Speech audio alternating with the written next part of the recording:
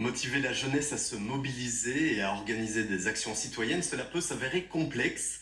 C'est en partant de ce constat que David Totti a cherché à partager son expérience. Monsieur Totti, bonjour. Bonjour, Vous merci travaillez à beaucoup de Herstal. l'invitation. Oui, Avec grand plaisir. Je travaille à Herstal, oui. Vous travaillez à Herstal, donc au service jeunesse, c'est ça? Oui, au service jeunesse Et actuellement. vous avez écrit un bouquin. Oui, c'est ça, oui. Et donc là, je viens dans le cadre de ma qualité d'auteur. Et c'est un ouvrage qui porte sur le travail social et toute la complexité du travail social. Les motivations sont clairement d'essayer de porter à la connaissance d'un large public ce qui se fait dans l'action sociale pour notamment contribuer à la reconnaissance aussi de ces métiers. Qu'est-ce qu'on peut apprendre alors dans cet ouvrage? Qu'est-ce qu'on peut apprendre? Vous livrez votre vécu. Oui, le vécu. Donc j'y retranscris des expériences, des réflexions qui peuvent être utiles à tout un chacun, qui souhaite en tout cas repenser le monde, qui souhaite améliorer le lien social, impliquer aussi la jeunesse en difficulté. Et l'axe central de la posture professionnelle qui est présentée dans les pages est celle du faire avec les gens, du travail avec les personnes. Donc là, il va être plutôt question d'essayer de s'asseoir avec les jeunes et d'autres populations, aussi d'autres générations, pour essayer d'identifier ce qu'il y a lieu de faire en termes d'action. C'est ce que vous faites à Herstal assez régulièrement, Oui. Notamment en créant des événements. Le Herstal Urban Festival, auquel par exemple, on avait déjà consacré un reportage, c'est vous qui l'organisez alors? Oui, là je suis en charge de ce festival et qui est né finalement d'un lien fait entre des besoins de jeunes et notamment aussi par l'observation au niveau de la localité d'Herstal. La culture urbaine est vraiment prédominante. Et donc certains jeunes souhaitaient organiser des festivités dédiées à la jeunesse et étant donné que le hip-hop a vraiment le vent en poupe à Herstal, l'idée ça a été de lier le tout. Et ce festival est né, donc le Herstal Urban Festival. On a organisé la 3e édition cette année et j'en parle effectivement dans l'ouvrage.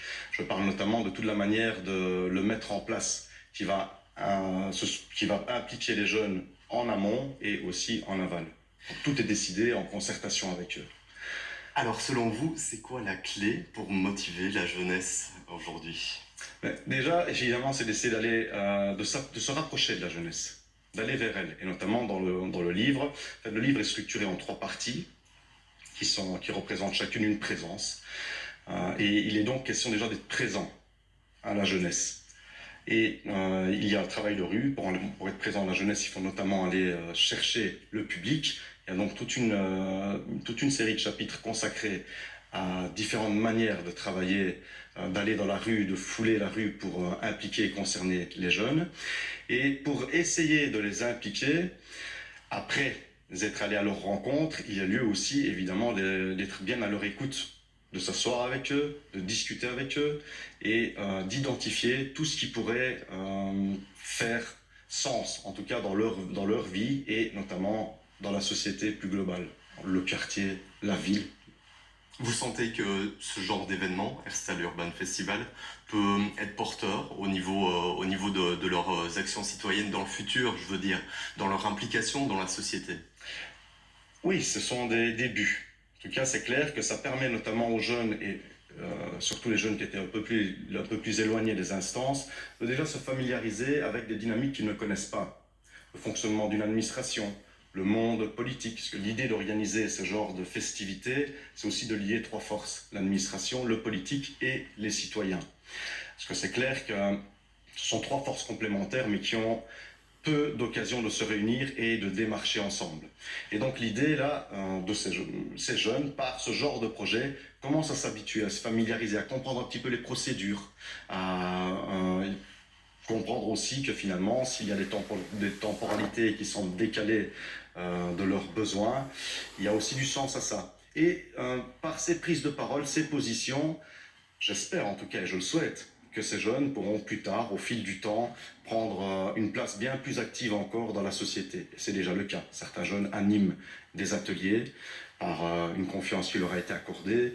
Il y a beaucoup aussi de confiance qui leur est accordée par la prise en charge, par une responsabilité effective dans l'organisation et dans la mise en place d'ateliers. Qu'est-ce qu'on trouve comme solution finalement dans votre bouquin? Vous apportez des solutions ou juste des C'est constats? plutôt des pistes de réflexion. Il n'y a pas, ce n'est pas un modèle en soi. Le bouquin n'est pas un modèle à appliquer par-ci par-là, mais c'est plutôt un support qui va permettre de réfléchir sur toutes ces questions. Et l'idée, c'est d'essayer de trouver les solutions en soi-même, individuellement et en collectif.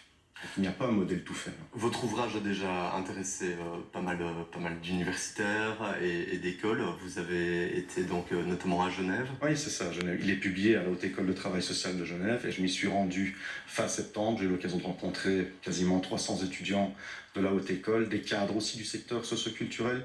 Et oui, il a suscité un intérêt en tout cas auprès de toutes ces personnes. C'était important pour vous que vous alliez dans les écoles pour justement livrer ce type de pistes. Oui, oui, c'est clair. Ça, c'est un des enjeux aussi de pouvoir partager cette expérience avec les étudiants en formation pour notamment éveiller aussi leur curiosité et les inviter à constamment se remettre en question.